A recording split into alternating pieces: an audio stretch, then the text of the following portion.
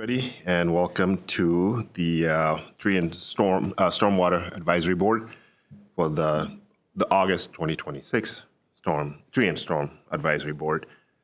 I will go ahead and call the meeting to order as what do you call it, President Tempore or Yeah, past president. yeah, past president or current board member. So my next item would be approval of the agenda tonight with a slight modification. So we have two board members that are absent tonight. We have an item down the list to elect the chairperson and vice chairperson, since those two members are not here, requesting that we approve the agenda with a slight modification to table item number 4, which is election of chairperson and vice person, till our next meeting with the full board present. So I would make that motion. Okay. Can I get a second? Second. All right. All those in favor say aye. Aye. Aye. Nobody opposed? All right. Motion carries. So agenda approved. We'll go ahead and start with item 3, public comments on any agenda, any topics not on the agenda. Not sure if you get an email from the I did not pass anything along to me, so Okay. yeah, I do not have anything. All right. Nope, I have nothing either. Okay. All right, well, with that, we'll skip over item 4 and then go straight to our reports. Item 5 is tree reports, right? Hi. Good evening, board members. Good evening. Yeah, for our tree reports, got a couple items on here. Our fall tree planting with Mid-American is still a go here. This is going to be last year for Lewis Brothers Tree Farm because they're closing down business. We are still in the process of looking for our next kind of supplier. We've got a new guy that's also in Tiffin because we're trying to stay local. He's kind of like a tree broker. I cannot remember the name of his business. I think he's relatively new, but going to try to check him out. We've ordered stuff from DMF Gardens out of Des Moines in the past just because they're a wholesaler and they can kind of cut us a little bit better of a deal than kind of some of your retail stuffs like Earl May or anything like that. Trying to save some money and get the same product. Okay. As far as tree and landscaping summer maintenance, this year, good year with all of our hot and humid weather. Mulching is a good thing to do this kind of year. Few reasons why you like doing it or like to do it. Looks pretty, of course. It protects the root system against compaction, retains moisture, protection of the trunk from trimmers, mowers, all that kind of stuff. So it's just kind of a general good thing to do, and it puts organic material back into the ground. So that's my little PSA for this year is mulch your trees. The amount of mulch you want is about 3 inches is about what we go. Okay. With the width on younger trees, you kind of want to go out towards the drip line. So got a tree canopy out here. The drip line is that very edge outside. So you want to kind of at least go as wide as that. And if your tree's bigger, we usually go about 2 foot out from the trunk. As your tree ages and it gets bigger, mulch has a less and less kind of beneficial impact. It's more for aesthetics, which is not a bad thing either. It just looks nice. One caveat with mulching, just in general, is be sure not to pile mulch up against the trunk. Because it's good at retaining moisture, it'll soften the trunk of your tree. And it kind of allows rodents and insects and fungus an easy way to attack the tree. So we typically keep it about 4 inches away from the trunk and do your nice ring or however you want to. So that's where you get that nice little. Yeah, a nice little hump. It almost looks like a donut, right? Yep. You're putting your donuts around there. Okay. And on the side of that, helping retain moisture, some of your younger trees, you want to water them during your hot days. We typically go about 2 gallons per diameter of tree. So if you got a 5-inch diameter tree, 10 gallons of water, about every other day when it's really hot. Otherwise, once a week is usually sufficient. And it does depend on your soil type a little bit. If you have a heavier clay soil, like literally like pottery clay soil, you've kind of seen some of that Iowa stuff. It will hold moisture longer, but it also takes longer to penetrate. So it's kind of a tree by tree basis. Dig down 6 inches, see what kind of soil you have, see how much penetration you're getting with your water, and that kind of will modify your kind of watering schedule a little bit there. And that measurement, it's called DBH, so it's diameter at breast height. So as you're standing to the tree, straight out from your chest, that's the diameter you kind of use as a general guideline. Yeah. So, next is storm damaged trees, right? Okay. Storm damaged trees in our parks. We did, with one of the earlier storms, have some damage in Penn Meadows. We actually had a couple trees fall over, which was kind of unusual. They're more mature trees. After inspection, kind of had a little bit of a root rot, and some of the roots were kind of crossing each other, just unfortunately kind of a weak point, and it's hard to see that until the tree roots up. So it was kind of an unknown ticking time bomb that we were unaware of. But we chopped those up, and we plan on, with this grant and probably ordering a few extra trees for the Mid-American grant, to replace those that had unfortunately fallen down. Okay. Other tree topics, all kind of along the lines of storm damage stuff. We did do some lift work. So we have a big JLG lift, a big boom lift. It goes out 65, 70 feet, somewhere around there. So it's a good size a lift. But we went into Penn Meadows. We had some ash trees that were damaged. So we cleaned those up. We did do some lift on the bike trail. That was kind of fun. There's a retirement kind of home, I guess apartments that are along the bike trail. It's kind of on the southern side. It's like a big 3-storied building, and we were down there cutting a cottonwood back from their building just because we can't have our trees rubbing up against personal property. But we were coming up there, and we had residents coming out on their 3rd-story deck, like eye to eye waving at us. So it was pretty fun. I think we were kind of some of the highlighters of their day. They were just sitting in their living room, just sipping coffee and waving at us and watching us work. So that was kind of cool. We did have some lift work at the baseball fields. One of the baseball fields, our baseball crew, one of our big mature trees was hanging over into the ball field. So it was kind of in the field of play. So we did get up there with our lift while we're doing our rounds and trim that back a little bit, just so fair play for everyone. Yeah. You know? So you don't want that foul ball. You couldn't catch it because it hit the branch and deviated. Right, yeah. You know, just trying to be fair. Cool. One of the last ones down at Parkview, we had a lady, I think I had mentioned it earlier in the year, concerned about one of her trees falling over onto her fence and her neighbor's fence, kind of about half alive. But the downside to that is she had a very small yard. We couldn't really drop it from the ground with the angle that it was facing. We didn't have any pulley system to pull it back. So again, we multi-use lift. We drove our lift down the main bike trail, got close to the creek, and boomed across the creek into her backyard, and ended up taking it down with no issues. So nice. that was kind of a fun time. So lift work is usually pretty fun, and I give credit to my right-hand man, Trevin Zeman. He did a great job Awesome. heading that up. So Cool. yeah, and that's about all I have for tree reports. So. Cool. Any questions on trees for Ryan?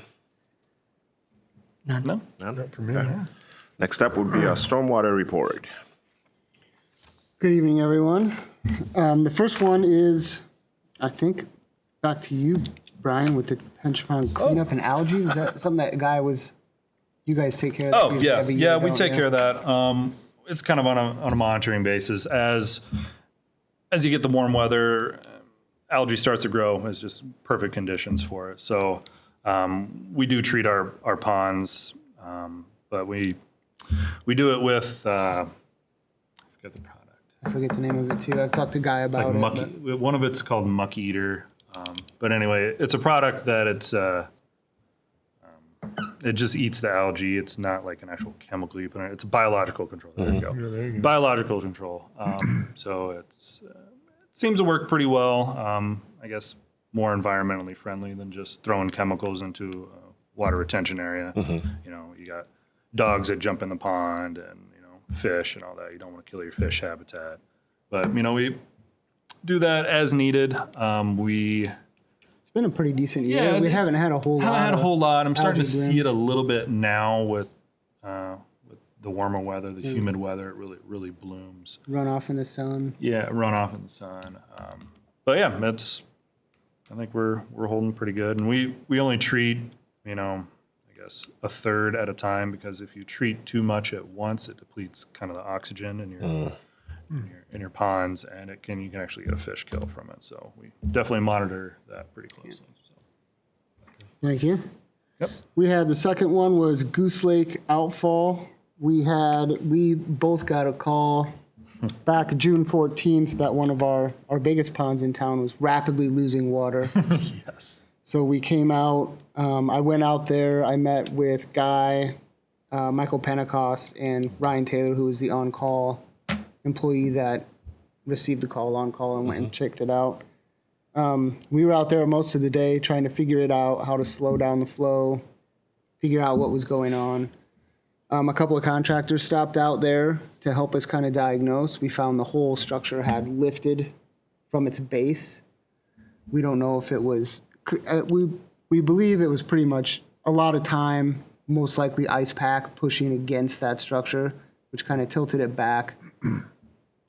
Some rocks got stuck between the crack, and over time the water was most likely leaking through there and finally just got to that point where it just let loose. And we lost probably, I bet, from the bank out, we were a good 20 feet, but probably overall depth, I bet it was a good 4 or 5 feet within a matter of like a couple hours. Wow. And that was Goose Lake out on the northwest. By Heartland over there. Out by Heartland, which is, it's either our biggest, I think it's our biggest. I think it's lake our we have. biggest. So it's quite a bit of acreage. water. Yeah. So we were able to get that slowed down. We were able to, I guess, mine some of the clay liner off the pond that was existing and pack it in there to stop it briefly. We sent bids out to some contractors that was awarded to Maxwell Construction, and they're going to be getting started pretty soon. I think the game plan pretty much is to dig all the way around that structure, essentially reset it, grout it, pour a big concrete collar around it with some rebar in there for strength, and then backfill and hope for the best.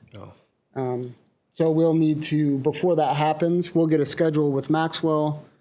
We'll probably go in the week before, maybe a little bit more, and we'll drain that pond back down. There's a mechanism in there that was built during construction. There's a valve that will lower that quite a ways down. It's shallow on the sides, and then it just drops off to a pretty good depth.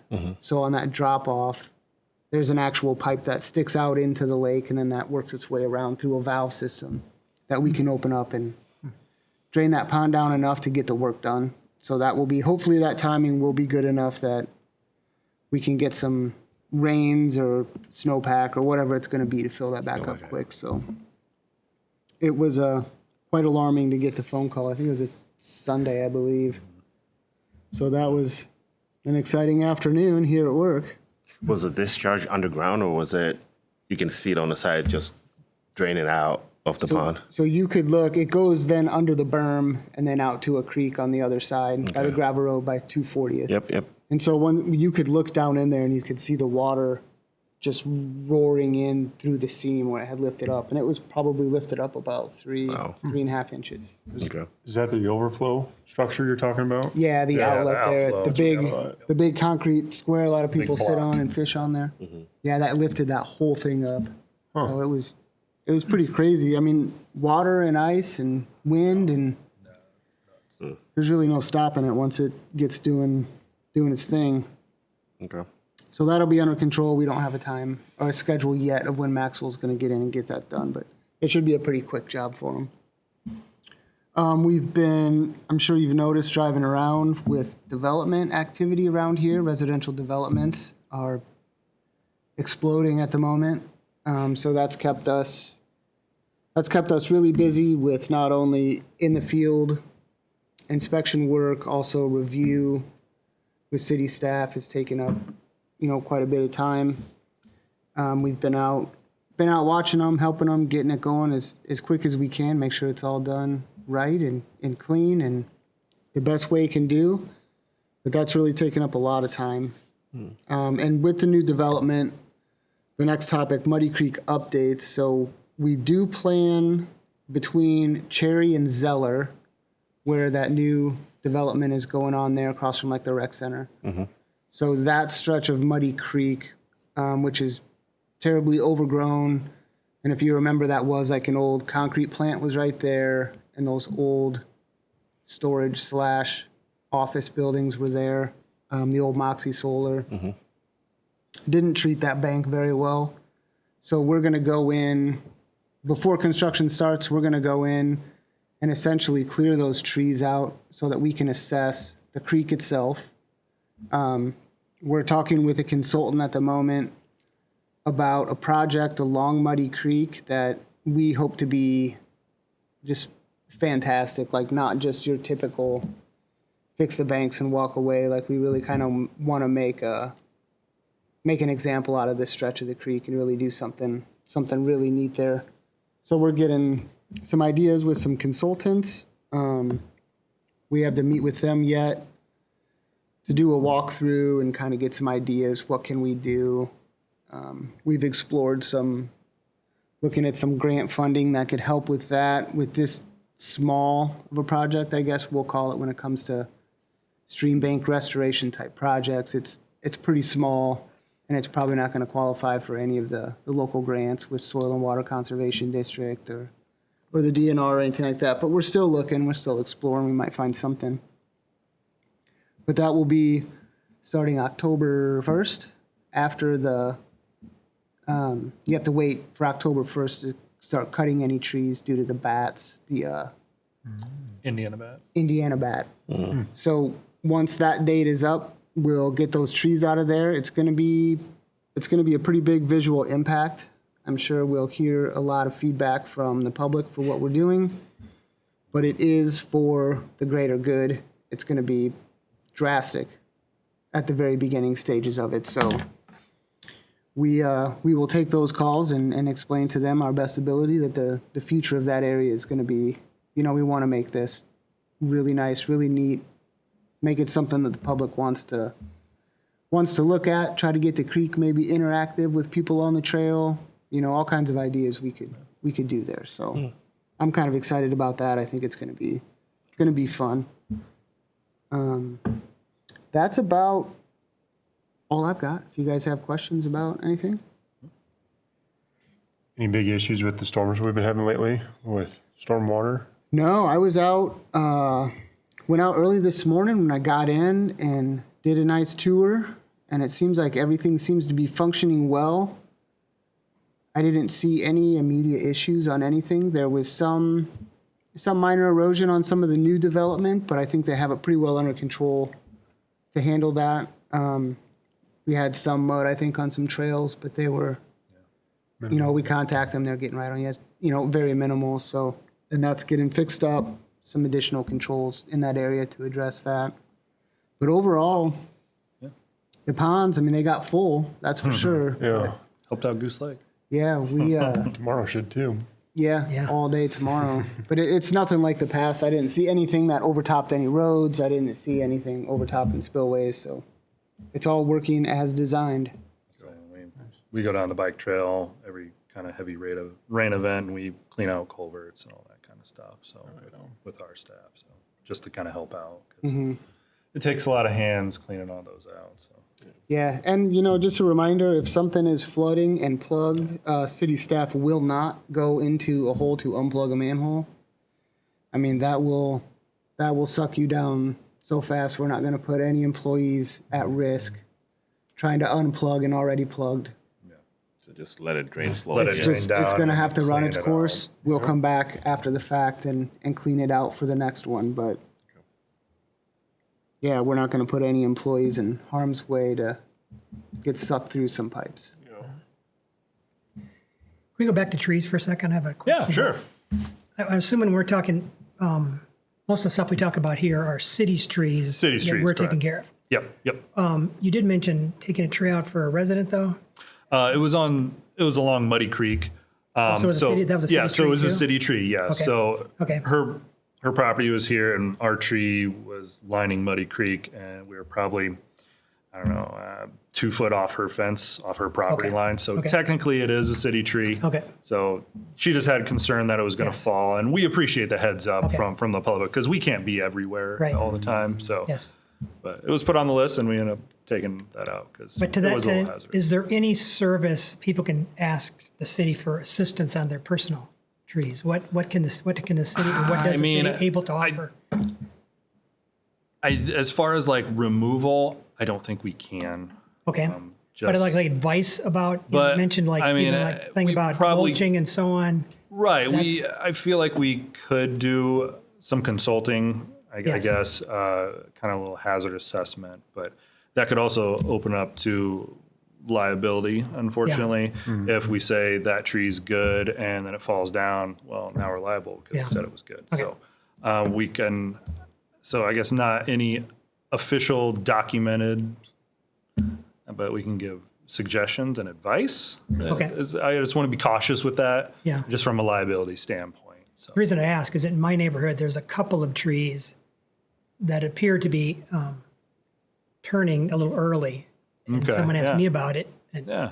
I mean, I don't have any expertise in Okay. Yeah. I tree mean, care, but I didn't know you if that can- was something this we call City Hall and say, Yeah. I got a tree that doesn't look so good. So I've done that before on a couple joining properties. They were one side was worried about a tree like that, and I just went out there and just kind of gave my advice and my assessment. So I have done that, and I just make a suggestion, but we don't have any, I guess, enforcing rules unless it's like I think it's a silver maple. I think silver maple is about like the only one that we can Okay. kind of enforce. I'd have to double check on the city's laws. Yeah, with there's, that, I so. think, just through like code compliance, if Yeah. it's a dead tree that could It's a cause a dead tree safety that- hazard, we can require that we can to be require that. You know, Okay. It's an attorney thing. But like I said, I've walked out there, I've taken pictures, given my my 2 cents worth, and Okay. kind of take it or leave it from that Okay. point. So yeah, I just with liability, it's kind of a Yeah, I get it. I just wanted to be sure. Yep. But yeah, send me an email, send me some pictures. I'll come out and look at it at least.